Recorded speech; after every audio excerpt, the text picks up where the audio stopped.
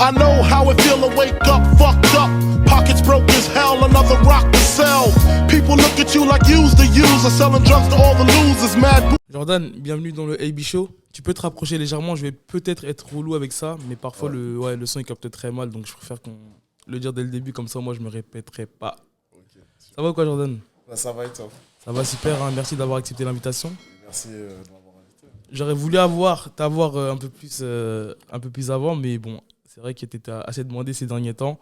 Et puis même avec ton emploi du temps, on n'a pas réussi à savoir, mais bon, l'essentiel c'est que tu es là. Comment ça va Jordan? En forme, comme d'habitude, la pêche. Ouais. Puis, je fais avec les entraînements, je gère avec la fatigue et tout. Et puis, hâte d'être à mon prochain combat. Et, voilà. D'ailleurs, ton prochain combat, il est déjà officiel là? Ouais, c'est déjà officiel. Tu peux nous dire la date ou t'as pas trop de temps oui, pour parler? Bien sûr. Là, c'est le 8 mars. 8 mars. Voilà, 8 mars à Arès 19. Et t'as l'adversaire et tout? Ouais. L'adversaire, donc c'est Carlos Graca. Carlos Graca. Donc portugais. Un portugais. Et comment t'appréhendes ce combat? Parce que là, il y a eu l'histoire, le combat avec Cédric Doumbé, donc on va revenir là-dessus. On va revenir sur ton actualité, sur ton prochain combat. On sait qu'il y a eu une grosse médiatisation autour de ton combat avec Cédric Doumbé. C'est quoi ton ressenti là après que tout ça se soit passé? Donc mon ressenti, c'est que j'ai tout approuvé pour ceux qui me connaissent depuis maintenant. Ouais. Parce que voilà, j'avais déjà quelques personnes qui me suivaient avant, mais là il y en a encore beaucoup plus. Mm-hmm. Et donc voilà, que je montre sur mon prochain combat ce dont je suis capable et puis que j'ai de quoi atteindre les objectifs que je prétends pouvoir atteindre. Et tu as certaines appréhensions là pour ton combat? Une certaine appréhension, l'appréhension de... j'espère quand même que je ne serai pas en quelque sorte déçu du rendement qu'il peut y avoir, de la performance, même si je suis confiant, mais j'ai envie que ce soit impressionnant forcément. Ouais. J'ai envie d'avoir le bonus d'Arès. Si je peux avoir 2 bonus comme le combat d'avant, c'est parfait. Mais voilà, j'ai envie que ce soit impressionnant, j'ai envie d'être le plus percutant. Parce que là, forcément, le Jordan qui combattait à Arès, qui faisait son petit chemin, et le Jordan qui a combattu contre Cédric Doumbé, qui a pris une centaine de milliers de followers, forcément, là, il y a une plus grosse visibilité, il y a de l'attente, et les gens aussi vont vouloir voir de quoi tu es capable. Donc, tu vois ce que je veux dire? Ça, tu la sens, cette différence-là, maintenant, que ce soit sur les réseaux ou ailleurs? Je la sens, la différence. Après, la sensation que j'ai de mon côté, c'est que ça s'est élargi, bien sûr, le public, mais il y a une même façon dont les personnes me suivent en général. Pour ceux qui me soutiennent, en tout cas, mais on voit que vraiment, ils ont vu les combats d'avant et ils attendent vraiment la suite. On sent qu'ils voient l'image que j'ai envie de ressortir et ils ont hâte, quoi. Et qu'est-ce que tu retiens de ce combat, de cette expérience? Donc, ce que je retiens de mon dernier combat, c'est... je suis beaucoup plus mature. Beaucoup plus mature. Vraiment, je vois que les gens qui me suivent... Rapproche-toi légèrement, s'il te plaît. Ouais. Parfait. Donc, je vois que j'ai encore beaucoup de choses à montrer, bien sûr. Ouais. Mais c'est une façon plus mature que j'aurais d'appréhender les grands événements. Avec, bien sûr, ce que je me dis, c'est que j'ai vécu quasiment le pire, quoi. Ok, quand tu parles de grands événements, c'est vrai que jusqu'à présent, ton plus gros événement, c'était le Arès. Là, tu es passé sur un cap légèrement au-dessus, on va dire, sur le niveau international, le PFL. C'est quoi les différences, on va dire, sur le traitement des combattants du show entre le Arès et le PFL qui s'est déroulé à Paris? La différence qu'il y a eu, elle s'est pas vraiment sentie sur la façon, dans les coulisses, la façon dont l'orga gère, la façon dont les interviews se font. Forcément, l'anglais, il faut bien le maîtriser. Ouais, tu parles anglais, t'es bilingue? Pas bilingue. C'est une dernière case à cocher. Ouais. Voilà, je m'en sors. Et puis, mais je m'en sortais bien sur les interviews et tout. Ça faisait plaisir. Moi, je suis à l'aise avec les médias, donc c'était cool. Sur le traitement des combattants, la manière dont tu es accueilli, parce qu'en écoutant quelques interviews justement que tu avais sur différents podcasts, tu disais que tu avais été séparé de tes coachs, que voilà, il y a eu quelques failles, on va dire en tout cas de ton ressenti. Tu peux nous en dire un petit peu plus? Moi, je préfère vraiment comment ça se passe au ARES. Ouais. Et même dans certaines autres organisations, mais l'ARES, c'est vraiment là où j'ai été le mieux traité. Et même quand je vois, souvent on peut penser que c'est par rapport aux factures, mais en fait, non, c'est vraiment toutes les personnes qui combattent sur ARES ont le même avis et ont les mêmes styles de chambre. C'est vraiment pareil, quoi. C'est équitable. C'est très équitable et il n'y a pas de favoritisme du tout. Okay. Donc là, tu penses qu'il y a eu un favoritisme entre toi et Cédric, par exemple, sur l'accueil, sur le confort? En fait, c'est dans les détails. Tout ce jeu, c'est dans les détails, c'est du haut niveau. Il y a eu du favoritisme dans l'idée où, dans les journées médiatiques, lui, il avait ses coachs et moi, j'avais pas mes coachs. Pour les journées médiatiques? Par exemple, pour entrer sur RMC, c'était compliqué. Là, tu peux nous en dire un petit peu plus? Je vais pas en dire tellement plus, mais j'ai pas envie que ce soit mal vu parce que moi, après, c'est ton ressenti. Une vague de haine partout. Malheureusement, dès lors où tu es un petit peu médiatisé, que tu dises du bien ou du mal, il y aura toujours des gens qui seront contre ou pour. Donc non, c'est pas forcément mal le fait que tu dises. On en apprend un peu plus. Vérité, ouais. On en apprend un peu plus. Moi, j'ai jamais combattu au PFL, j'ai jamais été voir un événement du PFL. Donc c'est vrai que même moi, là, j'en apprends un petit peu plus lorsque toi, tu me détailles les déroulés, par exemple, des Media Day ou de tout ça. Et au niveau genre, par exemple, le jour du combat. Jordan, je te demandais en gros le traitement de faveur en fait, sur le PFL. Je ne sors pas de ça de moi-même. Je reprends seulement en fait, des dires de ta part en fait, lors de certains podcasts. Donc je te disais, le jour du combat, est-ce que tu l'as ressenti, par exemple, ce traitement de faveur ou cette différence d'accueil? Donc le jour du combat, il y avait en gros toute l'accumulation d'avant, déjà de la semaine. Comment ça s'est passé, que mes coachs étaient un peu à distance lorsqu'ils n'ont pas pu entrer, même pour la pesée, ils devaient rester dans la voiture. Ouais. Après là, pour la pesée, Doumbé aussi, il était sans ses coachs, non? Non. Parce que c'était à huis clos, il me semble, sur RMC. Normalement. Il avait ses coachs. Et tu penses que c'est important d'avoir ses coachs lors de la pesée? C'est important parce que tu gardes quand même un contact avec les personnes avec qui tu seras dans le combat et les mots qu'ils vont chercher à te rappeler au moment où tu ressens déjà un peu ce que tu peux ressentir lorsqu'on va faire le face-à-face lors du combat. Donc c'est intéressant, c'est un peu la première... le premier contact. Le premier contact. Ouais. Et après, ça, c'est la semaine, c'est du détail. Après, il y a le fait que finalement, ma copine n'a pas eu les places. Je devais avoir déjà... C'est déjà incroyable que je sois main event et que j'ai droit à que 2 places. Mais en plus, ces 2 places-là, finalement, le PFL ne les a pas données.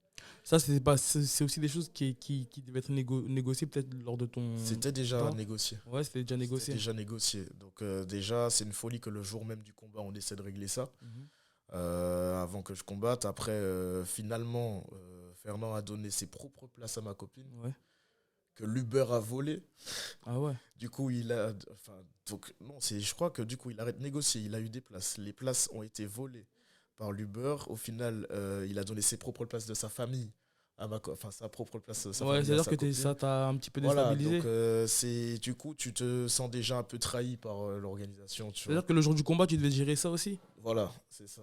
Donc, on faisait en sorte que le staff était là pour que je gère pas. Mais je suis au courant. Du coup, tu te dis mais comment ça ça déconcentre un petit peu, ouais. Après au moment même du combat, donc comme je disais, normalement dans les organisations, déjà moi qui ne fais pas de trash talk particulièrement, le jour du combat on me dit change ta musique, par exemple à Ares, on me dit change ta musique, c'est trop explicite, etc. Alors que c'est juste une musique commerciale classique que tout le monde écoute, tu vois. Lui il peut arriver avec un remix, avec du trash talk, avec un peu de tout. Donc toi on t'a dit de changer ta musique le jour du PFL? Pas du PFL, mais du coup moi je faisais attention, on m'a dit de faire attention sur ce que je choisis, histoire qu'on me demande pas de changer. Ok, mais tu dis ça par rapport à ton expérience à Ares? On me dit ça moi ça m'a rappelé l'expérience que j'ai à Ares, mais c'est pas pour le PFL qu'on m'a dit de changer, on m'a dit de faire attention. Ok. Donc on me dit de faire attention. Ouais, donc là c'est toi-même qui t'es bridé là en fait. Parce qu'en fait, la différence avec le Ares, c'est que le Ares, c'est français. Et donc, vu que ça passe à la télé, ils ont une certaine image à tenir. Après, le PFL, je pense que vu que c'est international, ils ont moins cette réticence-là, je pense, au niveau des musiques. Mais en tout cas, est-ce que ça... Comment dire, c'est ces détails-là que tu trouves très importants, mais ça s'entend d'ailleurs. Est-ce que ça aurait été moindre si c'était un adversaire lambda, entre guillemets? Ou c'est vraiment sur chaque adversaire que tu veux avoir ton corner avec toi lors des face-à-face et tout? Ouais, pour moi, ça, c'est quelque chose qui se fait déjà, normalement, dans tous les combats, ça se fait, tu vois. Ouais. Là, c'est bizarre. C'est la première fois que j'entends, même Fernand aussi, hein, qui a accompagné pour plein de combats. Il a été surpris. Il a même nous demandé des comptes. Il a dit, mais comment ça se fait qu'il puisse pas rentrer avec ses coachs? En gros, je vais être tout seul dans un grand bâtiment avec plein de combattants, avec les journalistes, avec tout ça. Aucun conseil sur comment gérer, qu'est-ce que je vais dire, comment. Enfin voilà, le staff il est là pour déjà aussi gérer l'athlète. Histoire que je fasse pas de conneries, quoi. Je sais pas qu'est-ce qu'on peut me demander ou pas, quel choix faire à tel moment. Enfin, je suis livré à moi-même, tu vois. Ouais. Normalement, il n'y a pas de moment où on est livré à soi-même face à des journalistes où on peut même pas avoir au moins une personne, tu vois. Il y a ça.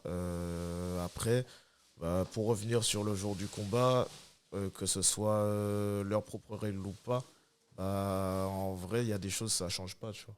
C'est des gens, enfin, Comme quoi? à l'international, ont été disqualifiés pour avoir parlé avec l'arbitre, tu vois. Disqualifiés pour avoir pris du temps, pour avoir démarré le combat ou pas. Et lui, qu'il puisse prendre le micro et qu'on lui dise rien, il prend l'arbitre nous rapproche pour ensuite démarrer le combat. Et il donne les règles, il dit attends, il prend le micro. Et non, il me semble qu'il prend pas le micro tu parles que quand il crie le Jordan t'es mort. Ouais. Ok, et tu vois, ce genre de C'est trash ça. talk, est-ce que ça t'a impacté, que ce soit mentalement ou autre? Parce qu'on va dire, il le teasait avant le combat, il disait qu'il allait faire ceci, qu'il allait faire cela. Toi, on voyait que, en tout cas, ça avait l'air de pas te faire effet. Mais là, avec tout ce recul-là, tu penses que ça t'a fait effet ou même Non, c'est sûr, moi je ne l'ai pas caché. Ouais. Une fois que je l'ai vécu, c'est sûr que ça a eu un effet.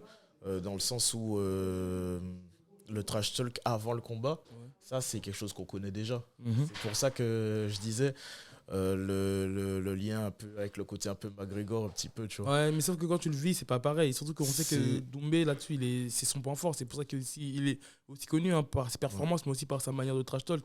Donc là, quand tu l'as vécu, tu vois que c'est quelque chose qui peut être déstabilisant. C'est sûr que ça peut être déstabilisant. Après, c'est le fait que j'ai pas pu me préparer à ce que j'ai jamais vu ailleurs.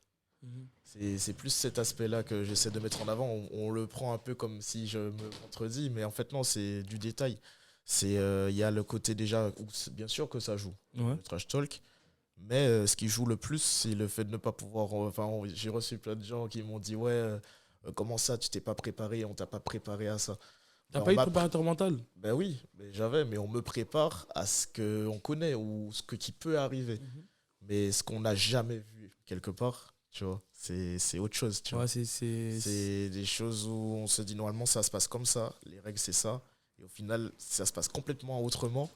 Et en plus, avec bien sûr les aléas, ça on peut se préparer. Mais quand même, main event, je peux même pas avoir de place. Alors que c'était négocié en avance, les coachs pour l'entrée, ça c'est autre chose. C'est pour l'entrée qu'on me sépare de mes coachs. Tu parles pour le walkout, en gros, pour quand le tu sors walkout. des vestiaires jusqu'au dans la cage. Ça. Donc c'est pas au moment du walkout, c'est l'avant, le rideau. Okay. C'est bizarre qu'on me dise d'entrer avant que ma musique commence. Ça, c'est partout. On peut pas me dire... Normalement, tu rentres quand tu le sens, quand ta musique commence. J'essaye de me remémorer. En fait, tu sais, la fois, j'avais accompagné Ibrahima au Bellator. Et je crois qu'en fait, sur la scène, lorsqu'il rentre au Bellator, il devait rentrer lui seul. Voilà, et nous, en fait, on devait faire le tour. C'est ça. Et c'est comme ça que ça s'est passé? Non, c'est avant même le rideau. Donc derrière le rideau, tu étais sans tes coachs. C'est-à-dire qu'il y a un moment où j'avais mes coachs. Ensuite, ma musique n'a même pas encore commencé. On me dit, vas-y, avance. Et ensuite, avec les coachs, on se regarde et puis on veut pas, tu vois, quand c'est le moment du combat, on veut pas faire pas une embrouille, mais voilà, tu vois. Ouais, tu voulais rester concentré. Après, voilà. C'est vrai que là, j'entends ce que tu dis, mais tu sais que quand moi, je regarde différents shows, par exemple, le Bellator, lorsqu'ils avaient organisé à Bercy, je sais que, tu vois, par exemple, l'UFC en général, c'est vraiment synchronisé.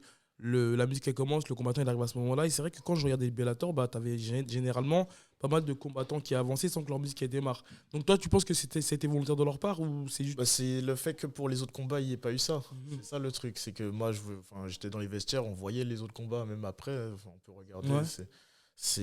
Pour les autres combats, il n'y a pas eu ça. Et c'est bizarre. Enfin, moi, je l'ai pris vraiment comme quelque chose de déstabilisant parce que bah, normalement, si c'était tout le monde pareil, ok. Mais pourquoi c'est que moi, tu vois? Ah, du coup, tu en gardes une mauvaise expérience Ouais, c'est une dans tous les mauvaise sens, ouais. expérience parce que tout ça, même. Enfin, Et tu leur en veux là au PFL, aux organisateurs et tout?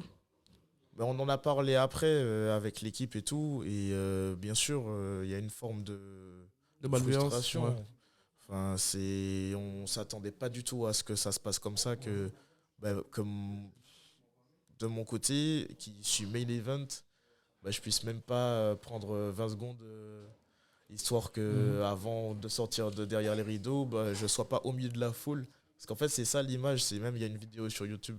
Oui. Enfin, je suis Du au milieu public, de la ouais. foule. Et c'est pas, on me dit d'avancer. Et c'est le walkout. Ouais, on te dit d'attendre.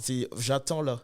Et c'est lent. C'est pas la scène. Oui, là, tu es en contact avec le public et c'est à ce moment-là qu'on entend des gens scander genre tes mains. Mais à ce moment-là, on te voit sourire.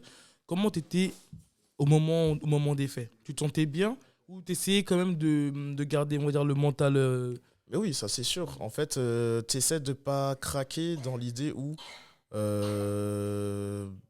un moment où normalement, moi, j'ai jamais eu de stress particulier, même quand j'étais à l'étranger, Ouais. où justement, c'était pas les mêmes règles du tout. Hein. Ouais. Mais au final, ça reste quand même sportif, tu vois. Et j'étais en Allemagne, j'étais en Ukraine, dans des pays où vraiment j'étais T'étais, mal accueilli, tu vois. hostile. Vraiment, mais j'ai jamais eu un endroit où je me sens aussi mal. Ouais, t'as pas été bien accueilli. Reçu. Donc là, Vraiment, si c'était à refaire, même pas forcément contre Doumbé, mais à un moment tu es au PFL, tu diras non. Bah, c'est vraiment là, on a parlé avec l'équipe, tout ça, histoire de parler avec le PFL aussi. Voilà, je dis pas que ça va jamais se refaire, mais ce sera complètement différent. Et vraiment, je serai beaucoup plus intransigeant sur ce que je veux, ce que je veux pas. Et puis, il n'y a pas de moment où on va me dire entre. Et enfin, je comprends pas ce qui se passe, tu vois. À aucun moment je vais être déboussolé et je vais dire oui, tu vois. Ouais. C'est vrai que ça aussi, c'est de mon côté. On en a parlé avec l'équipe. Pourquoi j'ai dit oui, tu vois. Je parle pas du combat, hein. De le moment où je dois entrer et que je comprends même pas ce qui se passe. Et normalement, je sais que normalement j'ai droit. Après, forcément, pour toi, même en tant que combattant, ça va être compliqué de dire non ou oui à ce moment-là. C'est Parce ça. que, voilà, dans ta tête, J'ai pas envie de voilà, t'es chipoter, calibré, j'ai pas envie de faire exactement. le. Même, t'as autre chose à faire à ce moment-là. C'est Donc, ça, ouais. forcément, ouais, même si t'es à refaire, ce serait compliqué de dire non à ce moment-là, tu vois.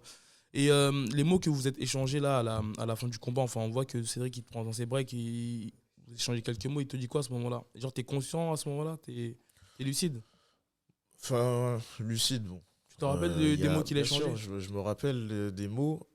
Après, c'est quelque chose qu'on peut dire toujours. Hein, voilà, enfin, j'étais pas d'accord avec tout, mais Ouais, et l'intention était un peu là dans l'idée où il veut réconforter. Voilà, il remet un peu le truc en mode bah, c'est de la stratégie, c'est comme ça. Et puis bah voilà, de pas lâcher. Ouais. Et tu lui en veux? Bah, en fait, j'en veux pas, c'est-à-dire que bah, de son côté, il y a des gens qui le voient de l'extérieur et on peut se dire ça c'est bien. Moi j'apprécie le geste qu'il a fait après. Après, bien sûr, mais moi je suis sportif aussi, je sais que j'avais mes possibilités de gagner et tout. Et je sais aussi l'impact que ça a eu, tout ce qu'il y a eu avant. Et voilà, je me dis, merde, en fait, c'est pour ça que j'ai fait juste n'importe quoi, tu vois. J'ai fait juste n'importe quoi et le fait de se dire, ouais, c'est juste, il est plus fort.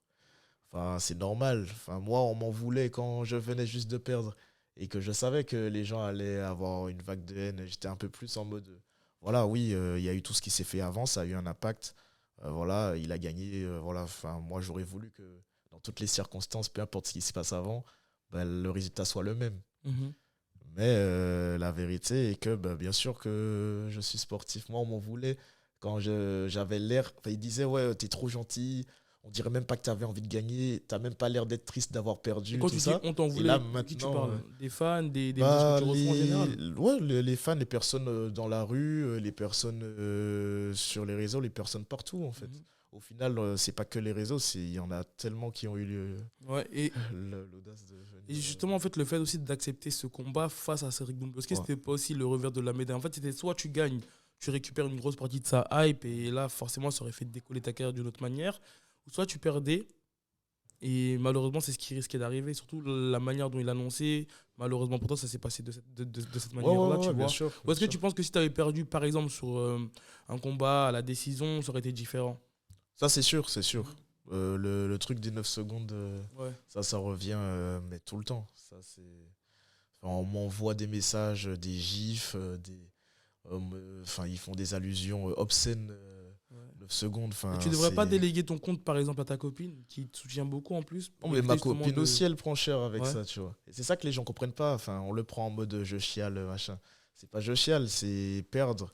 Moi, il n'y a pas de souci. Enfin, bien sûr, je suis compétitif. Bien sûr, enfin, tu as une grosse carrière voilà. amateur, tu as déjà connu la défaite. Voilà, c'est ça. Enfin, donc, je gère. L'expérience, elle est là. J'ai 26-6 en amateur, je fais championnat du monde, j'ai voyagé, comme on a dit. Ouais. J'ai fait 4 combats avant ça, donc je connais. Mais donc voilà, la défaite, c'est pas le problème. C'est pas genre je prends mal la défaite, c'est je prends mal comment ça s'est géré, les expressions avant et l'après, et le fait que ça ait un impact sur ma vie, même en face. Il y a les réseaux, et il y a quand je suis, comme je disais, je suis avec ma copine, et puis que je ne veux pas lui déléguer un compte alors que juste on va au centre commercial. On a envie de se faire plaisir, on a envie d'aller chercher juste un truc, on a envie de se balader, centre commercial, et on se fait poursuivre par des gars, par des jeunes qui insultent, qui se moquent. On rentre dans un magasin, les gens ils sont à la porte du magasin en train de filmer, machin. Il y a une femme, elle veut faire un selfie, un snap, devant son gosse, en mode elle parle d'éteindre, tout ça. Enfin, c'est des trucs comme ça qui... Et ça, moi, j'étais tombé sur des vidéos justement de quelques fans qui te soutenaient parfois avant le combat en te filmant et tout. Est-ce que tu te posais pas la question en te disant que si ça se passait mal, bah, il y aurait pu avoir justement ce genre de scène? Tu t'imaginais pas ce genre de scène? J'imaginais des scènes où il y a une certaine distance quand même, tu vois. C'est-à-dire que des gens, je peux pas imaginer quelqu'un, un parent ou le fils de quelqu'un pouvoir se dire t'inquiète, je vais faire ça et je risque pas de prendre une baffe dans la gueule, tu vois. En fait, tu n'imaginais pas l'ampleur que ça prenait. Il y a une distance. J'imaginais qu'il y a une distance. C'est-à-dire, même avec Cyril, je voyais pas des gens arriver devant le factory dire ouais, tu vois ce que je veux dire, après forcément même dans les pires des cas, j'ai jamais vu ça, tu vois.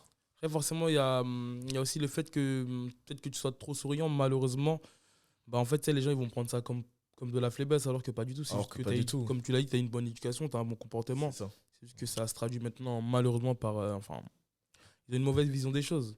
Et tu comptes faire quoi? Est-ce que tu as un suivi avec un préparateur mental justement pour faire en fait face à ce genre de maladresse? En fait, j'ai contact avec mon préparateur mental, mais après ces temps-ci, là, on fait moins. Mais c'est parce que moi, j'estime que j'en ai moins besoin. Parce que c'est pas tellement mental. Le truc, c'est vraiment, ça va plus vers le judiciaire, tu vois. Bien sûr. C'est-à-dire qu'en gros, c'est histoire que si un jour ça tourne mal, que voilà, on puisse pas mettre la faute sur moi, c'est moi qui ai merdé, tu vois. Genre là, c'est entre toute la pression que je reçois sur les réseaux, mais aussi en face à face, que voilà, que j'en ai déjà parlé, et que j'ai déjà prévenu que voilà, je vis ça au quotidien, et que si un jour quelqu'un me fait un truc en mode de la personne arrive en face et ça devient physique, que je sois pas en tort, tu vois. Et tu t'es déjà senti en danger physiquement là, récemment ou... En danger, c'est beaucoup dire, mais c'est que, bien sûr, mon espace vital a été franchi, tu vois. Et ça, c'est ça qui fait toute la différence. Okay. C'est que quelqu'un d'inconnu puisse venir proche, tu vois, c'est quelque chose, tu vois. Donc, c'est pas du tout une affaire de fragilité ou quoi, c'est une affaire de... à la fois, il y a la déception, tu vois. Parce que tu te dis, t'es en France, t'es français, Et là, pour mon prochain combat, il y en a plein. On dirait qu'ils ont envie que je sois KO, tu vois. Donc déjà, ça c'est frustrant, tu vois. Après, il y a le fait qu'en face à face, les personnes arrivent à être aussi malveillantes en quelque sorte. Bah, c'est même pas en quelque sorte, hein. J'amortis les choses, mais en fait, elles sont clairement malveillantes. Elles sont clairement malveillantes. Purement, mais c'est vraiment de la grosse méchanceté. Et si tu devais peser le pour et le contre là, au niveau de la hype, au niveau des centaines de milliers de followers que tu as pris? Malgré tout, je regrette pas. Je regrette pas. Pourquoi? Parce que le fait d'avoir vécu quelque chose, en plus on en a parlé, hein, ça se passe bien, je prends tout. Ça se passe mal, au final, je ne connaîtrai rien de pire que ce que j'ai vécu quand même. Donc c'est quelque chose qui va te servir à avoir beaucoup plus d'expérience par la suite. Plus d'expérience et une plus grosse carcasse sur tout ce que ça peut engendrer d'ailleurs d'affronter qui que ce soit, tu vois. Bien sûr, je pense que pour de vrai, j'aurais affronté McGregor, ça n'aurait pas été comme ça. Ah ouais. Genre vraiment, ça aurait été moins dans la méchanceté, tu vois.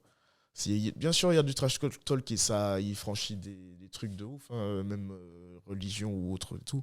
Mais j'ai l'impression que ça aurait moins encouragé des personnes pas très malines à même risquer leur vie à me suivre et m'insulter, tu vois. Je pense que ça aurait pas eu un impact aussi encourageant, malgré le fait que Cédric ait dit que... en fait, c'est surtout sur ça que je peux en vouloir, c'est le fait que dans sa façon de s'exprimer, lui, il a peut-être pas l'impression d'encourager. Il a dit, ouais, après le combat, j'ai dit aux gens de te suivre, etc. Bien sûr, moi, j'ai dit dans plein de médias que merci beaucoup, c'est super. Mais sa façon de s'exprimer, et même quand il dit que soi-disant, il a encouragé les gens, mais après ça, quand il fait son trash talk avec Baki, que mon nom ressorte souvent dans l'idée de moquerie, c'est ça qui fait qu'en vrai, il se rend peut-être pas compte, ou bien il fait semblant, je sais pas, parce que c'est bête en fait, tu vois. Mais ça encourage les gens qui sont pas malins et qui se rendent pas compte de l'impact que ça peut avoir à continuer à associer mon nom à de la moquerie et surtout de la malveillance au point d'engendrer une forme de haine où quand après il va sortir la moindre image, bah, directement les gens ils vont prendre parti pour lui alors que je fais que raconter la vérité. Vous n'avez pas échangé? Vous n'avez pas échangé depuis, toi et lui, en privé ou par message? Non, pas en privé. Pas en privé. Tout ce qu'il a fait, c'est des trucs en public qui, au final, ça encourage les gens encore plus. C'est ça qui est dommage. Il dit quelque chose, mais au final, son action va à l'opposé de ce qu'il dit. Au final, ça a encouragé encore plus les gens à continuer. Et lorsqu'il a vu tes sorties médiatiques, il a aussi fait un appel au boycott à l'Infollow. Tu l'as ressenti ça? Parce que je crois que tu as perdu quand même pas mal de followers. En fait, j'ai vu que ça... Il y a eu un effet. Il y a eu un petit effet. J'ai vu que quand il a dit ça, il y en a plein qui... Enfin, je pense que leurs parents leur auraient dit de ranger leur chambre. Ils auraient dit non, moi je suis pas ton chien. Mais par contre, Cédric Doumbé leur dit désabonne-toi directement. Ouais, faut se désabonner, tu vois. Tu dis que ça peut être aussi un mal pour un bien parce que forcément, c'est des gens qui t'enverront peut-être moins de messages et qui te suivront je l'ai pas. pris comme ça. Je l'ai pris comme ça et ensuite, il y a eu un rebond. Okay. C'est-à-dire que j'ai perdu des abonnés et ensuite, j'ai l'impression qu'il y a une petite prise de conscience aussi, comme par hasard. C'est à ce moment-là où plein d'interviews que j'avais faites depuis Noël même sont sorties. Du coup, je pense qu'il y a eu des personnes qui se sont dit « Ah ouais, en fait, il est comme ça, Jordan Zembo, en fait. » Ouais, ils ont compris. Donc, et même d'autres personnes qui ne me connaissaient pas aussi, peut-être, ont été réceptifs. Et maintenant, du coup, j'ai eu plus d'abonnés que ce que j'avais avant. Et ça continue à avancer. Quoi. Donc, c'est important pour toi de pouvoir t'exprimer, par exemple, dans ce genre de podcast ou ailleurs, pour pouvoir justement en fait, t'expliquer en fait, pour moi, c'est important parce que souvent, on voit le sportif le jour du combat. On t'a pas trop entendu avant le combat. Ouais, on n'a pas pu t'exprimer, on n'a pas pu savoir ton ressenti sur tout ce qui se passait, notamment sur le trash talk et tout. On n'a que ton ressenti après le combat, quoi. Ouais. Et en vrai, pour l'avant-combat, j'essaie d'être plus dans ma bulle. Parce qu'il y a déjà assez de mise en avant par rapport aux quelques médias qu'il y avait déjà autour du PFL et tout. Du coup, j'avais pas envie d'en rajouter non plus. J'étais vraiment focus sur mon combat. Et bah ouais, là, le fait que je puisse m'exprimer, ça fait du bien. Ouais. Parce que déjà, ça me permet d'évacuer. Et puis en même temps, ça permet aux personnes un peu sensées de réaliser à quel point ça va trop loin, tu vois. Faut pas oublier que c'est du sport. Et quand ça touche à ta vie privée, là, c'est autre chose. Tu vois. Ça dépasse les bornes. Ouais. Et si le combat était à refaire, qu'est-ce qui changerait? Qu'est-ce que tu changerais dans que ce soit la manière de t'entraîner, la manière de te préparer mentalement? Il y aurait des choses que il y a des choses que tu pourrais apporter de nouveau? Si c'était à refaire, dans le sens où je reviens dans le passé ou bien juste dans le futur?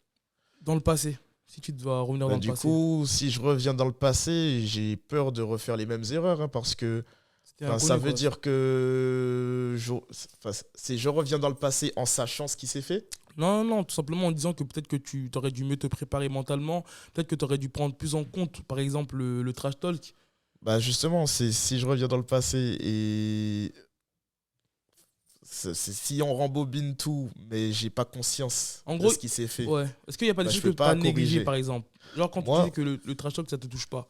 Est-ce que c'est pas une chose que peut-être tu aurais dû peut-être prendre en compte et accentuer, par exemple, des mises en situation ou avec ton préparateur mental ou vraiment t'entraîner à ce genre de scène, même si c'était une première dans le MMA, hein, faut pas se mentir. Ouais, c'est ça. Tu vois. C'est le fait que ce soit une première. C'est pour ça que je te dis ça. C'est que si je peux revenir dans le passé, mais en ayant vécu ce que j'ai vécu, Ouais. et ensuite j'ai le pouvoir de revenir en arrière, ce que j'aurais fait, c'est ça. C'est bien sûr, du coup, je pourrais m'y attendre Mhm. à ce qui s'est jamais fait et me dire, ah, ok, il peut prendre le micro. Ah, ok, il peut prendre le matelas. Ah, il peut faire le mix juste avant. Ah, on peut me dire d'avancer alors qu'au final, on me demande de m'arrêter après, Ouais. juste histoire que je reste là. Bah, du coup, bien sûr, je serais préparé et j'aurais fait en sorte que il n'y ait pas de l'effet de surprise. Parce que, comme on dit souvent, homme surpris, homme battu.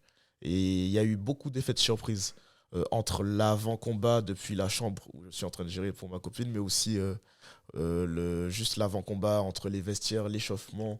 Et voilà, lorsque je suis dans la cage aussi, ce que ça aurait fait, c'est qu'au lieu de me réfugier sur un aspect un peu plus une vision un peu plus primitive du combat, parce que forcément, avec toute la tension qu'il y a, et la rage aussi, parce que franchement, c'est ça qu'il y a eu comme différence, c'est qu'il y avait une vraie rage. Même ils m'ont vu dans la cage, ils m'ont jamais vu comme ça. Moi, je suis toujours calme, toujours détendu, toujours même ma façon de combattre, hein. Toujours à tâter le terrain en souplesse, relâché. Là, j'étais parti en mode brutal, tu vois. C'est en mode limite Cro-Magnon, tu vois. C'était pas du tout intelligent ce que j'ai fait. Les 5 premières secondes, je le disais, les 5 premières secondes, je savais même pas quelle frappe fallait envoyer encore. Ouais, c'est-à-dire que J'étais vraiment en mode l'instinct, tu vois. Il y avait plus de stratégie. Je savais qu'il y avait une stratégie et j'étais en train d'essayer de m'en rappeler, tu vois. Parce que justement, en général, comme je disais, avant le rideau, normalement, je suis avec mes coachs et on répète, je n'ai pas tellement de rituels, mais en dehors de ça, mais on répète, ok, on va se checker et tu vas faire ça. Et on répète ça en boucle avant que je rentre. Mais ça, j'ai pas pu le faire. Et parce que j'étais pas en contact avec eux. Et du coup, j'étais que en train d'essayer de me canaliser. Ouais. En fait, je me suis réfugié dans une forme de colère, dans le mode, dès que ça va démarrer, je vais l'allumer, tu vois. Ça va pas être, dès que ça va démarrer, je vais faire ça qu'on a répété, ça qu'on a répété. Je voyais la suite du combat avec le fait que, bien sûr, j'allais lutter, les feintes, etc. Mais par contre, le début, qu'on avait extrêmement bien préparé et qu'à chaque sparring, pendant tout ça de moi, j'ai placé. Aucune idée. C'est les 5 premières secondes, trou noir. Et je pense juste à shooter sa tête, tu vois. Et l'après-combat, là, tu sais, mis à part là, tout ce qui est trash talk, entre guillemets, tous les messages haineux que tu reçois, quand tu entends différentes sorties médiatiques et qu'on entend Cédric Doumbé dire qu'il a pris une somme à 6 chiffres, qu'est-ce que ça te fait à ce moment-là? Parce que nous, on avait reçu Baki, mais Sangour, justement, il disait que toi, tu avais pris 10 000 euros. Et lorsqu'on compare, on voit que c'est incomparable, que limite, là, on peut se dire que tu as été un faire-valoir. Est-ce que tu ne dis pas que tu aurais pu négocier, justement, et pour avoir une part plus équitable? Parce que là, on voit que lorsque tu entends 10 000 euros, lorsque tu entends à peu près 100 000 ou 200 000 euros, forcément, il y a une grosse différence. Après, la somme de 10 000 euros dont Baki a parlé, au final, en vrai, il y a eu beaucoup plus. Mais ça se rapproche de la somme de Doumbé ou ça se rapproche juste un peu plus des 10 000 euros? C'est pas la somme de Doumbé, c'est normal. C'est le PFL, voilà, c'est en quelque sorte leur mascotte, tu vois. Voilà, il y a aussi le son passé et tout, tu vois, ce qu'il ramène. Donc oui, mais... Oui, forcément, un combat, ça se fait à deux. Bien sûr qu'il y a... Un combat, ça se que, fait à deux. mais pour recontextualiser les choses, il y a le fait que le combat s'est vendu parce que tu es un élève de Fernand Lopez, parce que Fernand Lopez a des antécédents avec Cédric Doumbé, enfin des antécédents. Bon, après ça touche en dehors du sport. Ouais, mais forcément, ça t'impacte vu que toi, tu te retrouves au milieu, tu vois ce que je veux dire? Oui, oui. Ok, en tant que sportif, tu peux dire que ça touche en dehors du sport, je suis d'accord avec toi, c'est de l'extra sportif, mais force est de constater que ça t'impacte parce que tu te retrouves au milieu, parce que tu es l'élève de Fernand Lopez, parce que Cédric Doumbé, derrière, il veut te combattre toi, parce que tu es aussi l'élève de Fernand Lopez, parce que pour lui, tu as été envoyé, tu vois ce que je veux dire? Il y a un storytelling et c'est pour ça que ça s'est aussi vendu. Tu vois ce que je veux dire? Et donc ça, est-ce que tu te dis pas que peut-être que tu aurais pu négocier justement pour... Parce que... On a négocié comme on pouvait négocier. En vrai, non. Il n'y avait pas moyen, je pense, d'avoir plus. En tout cas, de mon côté, de comment c'est géré avec le management et tout, je sais qu'on a fait en sorte d'avoir le max. Tu vois. Ouais. Donc, ouais. C'était le maximum que tu pouvais avoir, quoi. Je pense. Ouais. Et là, on va dire en globalité. Tu tires plus du négatif ou du positif là, de tout ce qui En globalité, comme je dis, c'est pour ça que je regrette pas, je tire plus de positif par rapport à comment ça va se faire par la suite. C'est-à-dire, en ce moment, bien sûr, il y a énormément de négatifs. Mais c'est par rapport à ce que je vis au quotidien, là, maintenant, émotionnellement et tout. Franchement, là, plus tard, je pense que j'ai tout ce qu'il faut pour pouvoir corriger ça. On repart sur le sportif. Il y a beaucoup la culture de l'instant. C'est par rapport à la défaite qu'il y a eu que ça se passe comme ça. Une défaite sur toutes les années qu'il me reste. Là, j'ai 23 ans. Je sais qu'en fonction de qui je vais affronter plus tard, comment je vais gagner, bah, ça va tout changer. Là, pour le moment, bah, je vais affronter Carlos Graca, qui est déjà un bon combattant parce que il vient de middleweight, c'est déjà en middleweight. Il avait affronté Ilian Boifia il y a quelques mois auparavant. Ouais. C'est ça. Donc voilà, c'est pas un combat. Enfin, c'est un combat équilibré. C'est pas un combat qui va faire que tu vas revenir en gros facilement pour effacer la défaite d'avant. Voilà, c'est ça. Donc déjà, on me met contre un gars qui a une bonne expérience. Il est sur une victoire au Cage Warrior là. Il était en middleweight, il descend en welterweight alors qu'en middleweight il était déjà venu à mort. Ouais. Complet, il a fait des compétitions de jiu-jitsu, il a été combattant de boxe thaï avant aussi, donc il est très complet aussi, en plus d'être très athlétique. Donc voilà, ça promet de faire un super combat et de montrer ce dont je suis capable contre quelqu'un qui est vraiment un vrai combattant de MMA. Forcément, là, tu as accumulé beaucoup de rage, on va dire. Donc, tu vois, beaucoup de rage et que justement maintenant, c'est pour ça que je regrette pas ce qu'il y a eu avant, c'est que maintenant je sais ce que la rage peut faire. Que je me retrouve en face du gars, je veux tellement faire un truc de fou et donc là tu vas encore plus rester dans ton rôle de souriant naturel. Il y aura tout ce qui a été accumulé, je sais que voilà, j'ai plein de choses à montrer là, mais derrière je saurai comment gérer cette émotion. Ouais. On va pas devoir pousser ton adversaire à la pesée, non? Non. Là je vais rester moi-même, respectueux. Comme je disais, l'image que j'ai envie de ressortir, c'est le style de combattant de MMA qui va faire la fierté de ceux qui se sont battus pendant des années pour que le sport soit accepté en France. Quand on se bat pendant des années pour que le sport soit accepté en France et qu'au final, ceux qui sont mis en avant, c'est des gens qui peuvent encourager à se comporter n'importe comment. Voilà. Moi, j'ai envie d'être celui qui... On va laisser son enfant devant la télé et on va se dire, ah ouais, lui, c'est un exemple, tu vois. Et voilà, c'est pas parce qu'on est combattant et que on a des capacités de fou et tout que forcément faut être hautain ou quoi. Donc moi je vais rester moi-même. C'est ça qui est vendeur aussi. C'est ce que je veux dire, parce que forcément oui, on fait du sport, faut aussi avoir ce côté humble, art martial, tout ce qui est code de l'honneur, mais voilà, il y a aussi ce côté qui fait que c'est mainstream, que les gens veulent voir du divertissement. C'est bien pour eux, pour ceux qui veulent rester dans leur truc comme ça. Donc il en faut de tout pour faire un monde. Mais moi, c'est pas pour avoir plus d'argent que je vais mettre mes valeurs de côté, quoi. Je veux que moi je gagne un gars, lui derrière sa vie se porte bien et peut-être même il puisse, s'il travaille comme il faut, aller à l'UFC et continuer sa carrière tranquille. Tu vois. Donc ça veut dire que quand tu acceptes le combat contre, désolé pour revenir à Cédric Doumbé, parce que forcément si tu avais battu Cédric Doumbé, mis à part la carrière sportive, la carrière qu'il avait en kickboxing, multiple champion du monde, du Glory, si tu l'avais battu alors qu'il avait à peine 4-0 avant de te combattre, on aurait dit qu'il n'a pas eu le temps d'avoir la maturité. Tu n'aurais pas non plus accroché un top 10 de l'UFC, tu vois ce que je veux dire. Donc, oui, qu'est-ce que tu avais à gagner? Forcément, tu avais aussi cette hype à gagner derrière. Oui, bien sûr. Tu vois, c'est pour ça que je te dis, il faut un peu de tout. Ouais, bien sûr. Doumbé, c'était quelqu'un, on va dire, qui avait le même comportement que toi, bah forcément, ce combat-là, il ne se serait pas vendu, tu vois ce que je veux dire. C'est pour ça que même avant le combat, j'insistais sur ça. Un combat, ça se fait à deux. Lui, il correspond à ses fans. Moi, je corresponds au bien. Donc, le fait de l'affronter, c'est ça qui est intéressant aussi. C'est que, bien sûr, comme je l'ai dit, bien sûr que c'était une bonne opportunité d'avoir affronté Cédric et que c'était un bénéfice dans ce sens-là. Que je gagne, que je perde, j'ai été visible. Maintenant, l'objectif, c'était de gagner. Enfin, voilà, c'est sûr. Et là, ça m'a apporté des followers, c'est bien. Pour les négociations, etc. Déjà, je faisais de bons chiffres sur l'UFC Fight Pass avant. Ouais. Ça a intéressé l'UFC. Maintenant, avec ce que j'ai là maintenant, ça va être encore plus. Donc ça fait partie du positif. Mais le fait de l'affronter, ça fait que du coup, j'ai pas besoin de changer de comportement pour capter un public. Okay. Donc oui, lui, son truc a fonctionné pour lui.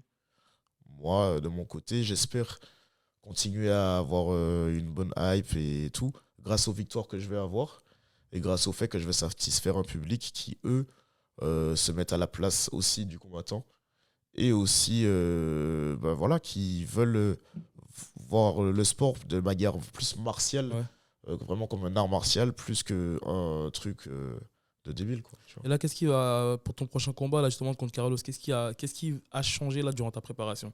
Il y a une manière que tu as modifié, par exemple, sur des sparring ou sur plusieurs aspects? C'est garder en tête toujours ce qui a manqué dans le passé. Donc, que ce soit mon dernier combat ou même les défaites que j'ai eues en amateur, ça a toujours fait en sorte que lorsque je m'entraîne, je sache ce qui a manqué. C'est vraiment l'état d'esprit. L'état d'esprit quand je m'entraîne, j'imagine un peu tout ce que je peux ressentir lorsque je vais être dans la cage. Je pense pas juste à l'entraînement et il n'y a pas le stress et tout. Je pense à l'attente qu'il y a. Je pense vraiment à comme si je suis dans la cage du combat. Et les sensations, etc., les aléas, j'imagine vraiment, je prends tout en compte, tu vois. Et après, bien sûr, toutes les techniques que j'ai apprises dans les camps d'avant me servent encore pour mes prochains combats. Et ça, je les travaille et je les affûte toujours. Donc du coup, mon dernier combat, j'ai pas pu le montrer. Mais tout ce qu'on a travaillé, jusqu'à maintenant, ça continue à progresser. Et j'espère pouvoir le ressortir au prochain combat. Et là, justement, ce qui va suivre juste après ton combat, ça va être ce qui a été officialisé là récemment, Baki contre Doumbé. Qu'est-ce que tu en penses de ce match-up? Donc c'est un bon match-up. C'est un combat qu'on attendait depuis longtemps. Et j'ai hâte. C'est chacun a ses chances dans la cage.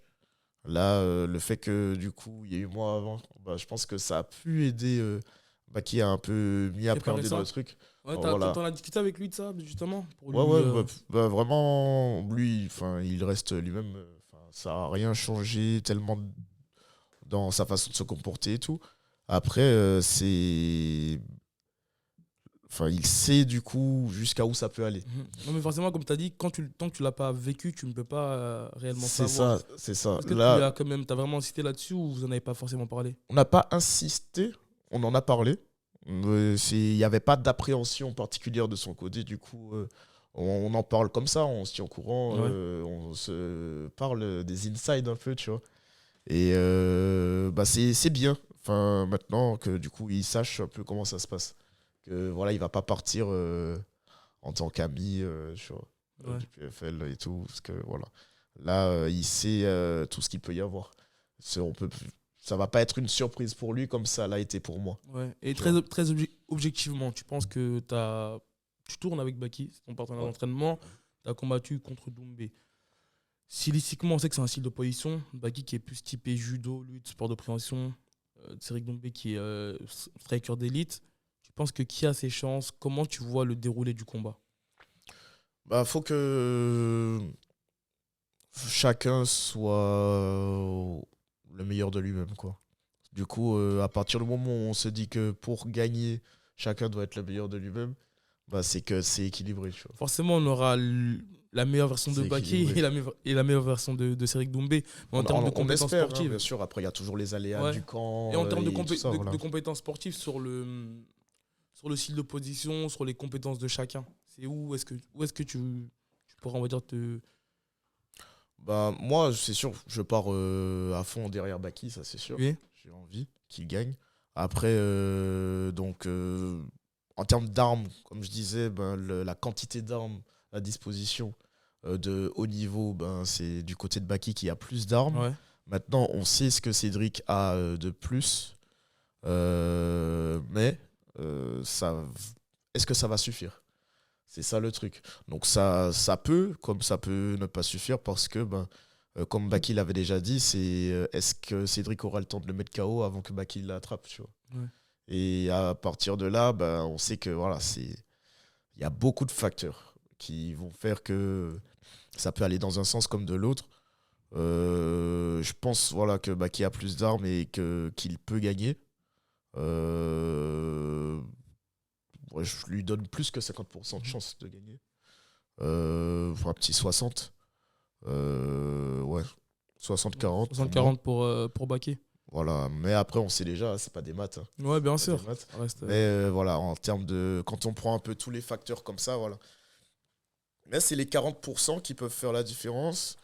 Et les 60%, normalement, si Baki gère bien, normalement, il peut. Parce qu'on sait que là, d'un regard extérieur, enfin, tout le monde peut pronostiquer, peut analyser, mais il y a le facteur que toi, tu connais, c'est le facteur stress du fait qu'il y a beaucoup de trash talk. Donc on sait que ça peut quand même pas mal jouer dans la balance. C'est ça, c'est un. Enfin, pour bien préciser, hein, c'est pas forcément un stress, c'est pas un stress comme lorsqu'un nouveau combattant arrive et il fait son premier combat, il est saisi ou quoi. C'est plus dans l'ego, tu vois. Au final, en plus, j'en ai parlé avec mon préparateur mental et tout. Ouais. En vrai, c'est plus dans l'ego, c'est le nombre de conneries qu'on peut te dire avant le combat et t'as envie de prouver que c'est faux, tu vois. Ouais. Genre, c'est con, mais tu vas mal prendre que quelqu'un dise que le soleil est bleu, tu vois. Ouais. C'est con, tu sais que c'est con, tu vois. Et tu sais à quel point c'est faux, parce que s'ils cherchaient juste un minimum ce que tu as fait avant, ils savent que c'est faux, tu vois. Ouais. Mais ils font même pas l'effort de chercher, et ça te frustre, et tu as envie de prouver. Ensuite, il y a les insultes, il y a le manque de respect, il y a tout ça, c'est plus une rage.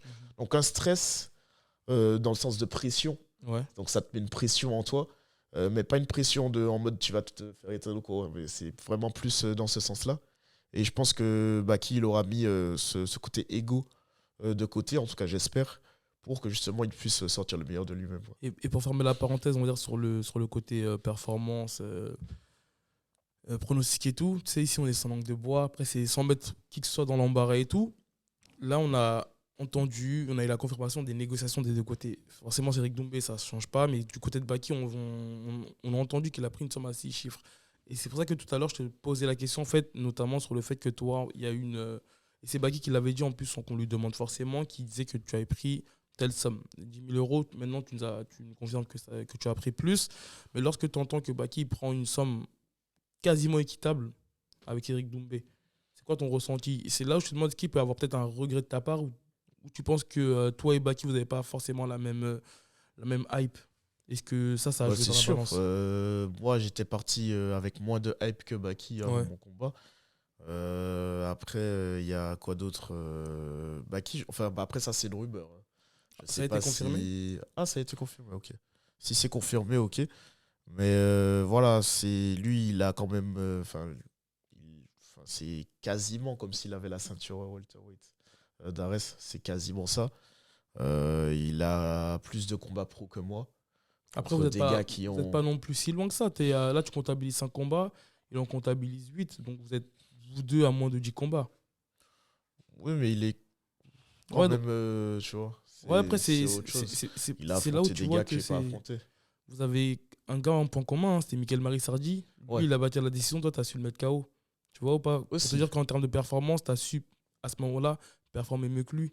Et c'est là où tu peux aussi voir que la hype, les followers, l'engouement, ça prend malheureusement Ouais, plus voilà. de place que la performance Sur les sportive. négociations, oui, bien Sur sûr. les négociations. Ouais, c'est ça. Et forcément, je pense que ton but, c'est d'en vivre du MMA. Ouais, bien Donc, sûr. qu'est-ce que tu dis? Peut-être que tu as accentué la communication pour pouvoir à l'avenir négocier des meilleures primes, ou tu vas rester dans ton personnage et tu vas faire en sorte de capitaliser là-dessus? Je vais rester toujours sur mon personnage.